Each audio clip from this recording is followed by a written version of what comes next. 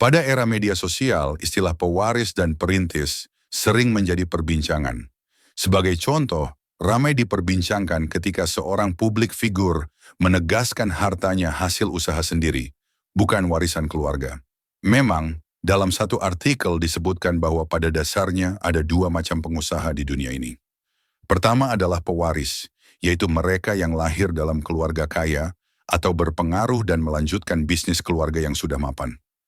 Kedua adalah perintis, yaitu mereka yang memulai usaha dari nol, tanpa warisan modal besar apapun.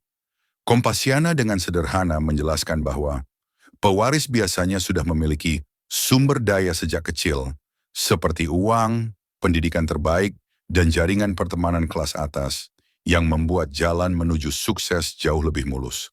Sementara perintis hanya punya tekad, semangat, dan kerja keras saja. Dengan kata lain, pewaris mendapat kemudahan awal, sedangkan perintis harus berjuang dari titik nol. Pewaris, kelebihan dan tantangan. Bagi seorang pewaris, keuntungannya memang cukup nyata. Misalnya, dia tak perlu repot memikirkan modal awal atau membangun merek dari nol. Jika bisnis keluarga sudah mapan, pewaris tinggal melanjutkan apa yang sudah ada tanpa harus memulai dari bawah. Modal, tim, dan brand image sebagian besar sudah tersedia, sehingga jalan sukses cenderung lebih mudah dibanding merintis usaha sepenuhnya sendiri. Contohnya, sebuah artikel menyatakan bahwa pewaris tidak perlu memikirkan modal awal karena bisnis sudah berdiri, mereka cukup melanjutkan warisan tersebut. Dengan demikian, pewaris bisa langsung fokus pada inovasi atau pengembangan usaha tanpa terbebani tahap startup. Namun jangan salah sangka, menjadi pewaris juga punya tantangan tersendiri. Bukannya tanpa kerja keras, pewaris kadang justru mendapat beban yang besar. Pakar bisnis Hermawan Kertajaya dan tim Mark Plus mencatat bahwa tantangan yang dihadapi generasi penerus pewaris sering lebih berat daripada orang yang memulai bisnis dari nol. Kenapa? Karena pewaris harus mempertahankan dan terus mengembangkan apa yang sudah dicapai pendahulunya. Dia memikul tanggung jawab besar, mulai dari nasib karyawan hingga reputasi perusahaan. Belum lagi ekspektasi sosial yang tinggi. Banyak orang menuntut seorang pewaris untuk sama hebatnya, bahkan lebih hebat dari pendahulu. Ada juga risiko pewaris kurang berminat atau sesu dengan bisnis keluarga, sehingga kadang ogah-ogahan menjalankan bisnis tersebut. Singkatnya, pewaris memang mendapat kemudahan modal, tapi ia tetap perlu berjuang menjaga dan mengembangkan warisan, menghadapi tekanan ekspektasi keluarga dan sosial. Perintis, kebebasan dan tantangan. Di sisi lain, perintis memiliki kelebihan dan tantangan yang berbeda. Kelebihannya, perintis punya kebebasan penuh menentukan arah bisnisnya. Ia membangun sesuatu yang baru karena benar-benar memulai dari nol. Hermawan Kertajaya mencatat bahwa orang yang merintis bisnis biasanya punya semangat dan gairah yang membara saat memulai usaha. Ada kebanggaan tersendiri menciptakan produk atau layanan inovatif dari ide sendiri, tanpa harus mengikuti jejak siapapun. Perintis juga lebih leluasa mengambil risiko dan berinovasi, karena dia memang bertanggung jawab atas segala aspek usahanya. Kebebasan ini seringkali menyalurkan kreativitas dan inisiatif. Para perintis pendiri startup, perusahaan teknologi, atau merek baru seringkali tampil out of the box dengan produk unik. Singkatnya, menjadi perintis berarti memiliki peluang membangun segalanya sesuai visi dan mimpi sendiri. Tentu saja menjadi perintis juga tidak mudah. Tantangannya justru terletak pada keterbatasan awal. Sebagaimana dijelaskan Kompasiana, perintis memulai semuanya dari nol. Dia tidak punya warisan modal besar atau dukungan instan keluarga. Yang dia miliki hanya tekad dan kerja keras. Hidup perintis seringkali dramatis. Dia harus bertarung melawan kemiskinan, keterbatasan pendidikan, tekanan sosial, dan minimnya akses terhadap peluang. Dengan kata lain, perintis harus ekstra usaha. Perbedaan garis start inilah yang sering disebut sebagai ketimpangan sosial. Mereka yang lahir tanpa keistimewaan harus kerja 2 kali lebih keras untuk mengejar sukses.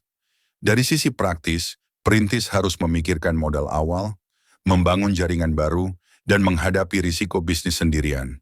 Semua ini menuntut ketekunan dan kegigihan luar biasa.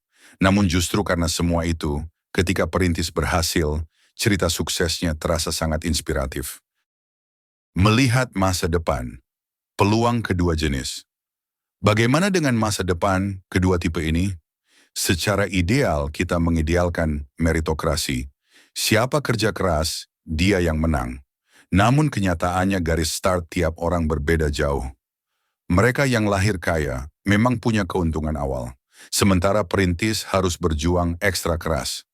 Kompasiana menyoroti bahwa ketimpangan ekonomi inilah yang memunculkan istilah pewaris dan perintis. Meski begitu, kita tak perlu terus-terusan membandingkan siapa yang lebih unggul. Dalam dunia bisnis dan industri masa depan, yang terpenting bukan siapa pewaris atau perintis, melainkan kemampuan beradaptasi, berinovasi, dan membangun nilai yang berkelanjutan. Di era digital sekarang, peluang membuka bagi siapa saja. Teknologi dan akses pasar global membuat perintis pun bisa menggapai audiens luas dengan modal relatif kecil. Contohnya, startup teknologi yang didirikan anak muda adalah bukti bahwa status pewaris bukan penentu mutlak sukses. Generasi milenial dan Gen Z cenderung berjiwa wirausaha, memanfaatkan teknologi sebagai platform bisnis baru. Sementara pewaris yang tak cepat berinovasi bisa saja tertinggal dan menghadapi tantangan baru. Penting dicatat bahwa pada akhirnya, baik pewaris maupun perintis akan menghadapi realita yang sama. Apapun yang kita miliki, tidak ada yang bisa dibawa ke liang kubur. Semua harta dan nama besar suatu hari akan berlalu, yang abadi hanyalah nilai, kontribusi, dan kebaikan yang kita tinggalkan. Maka dalam memandang masa depan, lebih bijak jika kita fokus membangun diri sendiri dan usaha kita masing-masing. Jika kamu pewaris, manfaatkan warisan dengan bijak. Pelajari bisnis orang tua, inovasi agar terus berkembang. Jika kamu perintis, teruslah berusaha dengan semangat tinggi. Jadikan keterbatasan modal sebagai pemicu kreativitas. Kesimpulan, perintis pun bisa sukses. Berdasarkan berbagai fakta dan kisah nyata, dapat disimpulkan bahwa perintis tetap memiliki peluang besar untuk sukses. Banyak contoh inspiratif dari Indonesia, seperti pengusaha UMKM yang memulai dari nol. Sebuah artikel O.C. Batso mencatat 5 kisah pengusaha sukses yang memulai usaha tanpa warisan keluarga. Meski modal awal sangat terbatas, kelima pengusaha itu mampu mengatasi masalah masing-masing dan mencapai kesuksesan. Contohnya, Bob Sadino yang memulai dari usaha sewa mobil dan peternakan ayam, atau Susi Pujiastuti yang awalnya hanya berjualan ikan di pasar, hingga akhirnya menjadi pemilik maskapai penerbangan. Kisah-kisah seperti ini membuktikan bahwa siapapun termasuk perintis sejati bisa meraih sukses besar dengan semangat tinggi dan kerja keras. Intinya, jangan merasa minder jika kamu bukan pewaris. Jalur menuju puncak memang berbeda-beda, tetapi bukan tidak mungkin. Dengan inovasi, ketekunan, dan keyakinan, perintis pun bisa sukses di masa depan. Jadikanlah pekerjaan kita bermakna, karena menurut Kompasiana, yang abadi hanyalah nilai, kontribusi, dan kebaikan yang kita tinggalkan. Fokuslah pada pertumbuhan diri dan usaha, maka kesuksesan akan mengikuti apapun status kita, pewaris maupun perintis. Kalau kamu merasa video ini membuka pikiranmu atau memberi semangat baru, jangan lupa klik like, tulis pendapatmu di kolom komentar, dan bagikan ke temanmu yang mungkin sedang berjuang juga. Dan tentu saja subscribe biar kamu nggak ketinggalan video inspiratif selanjutnya.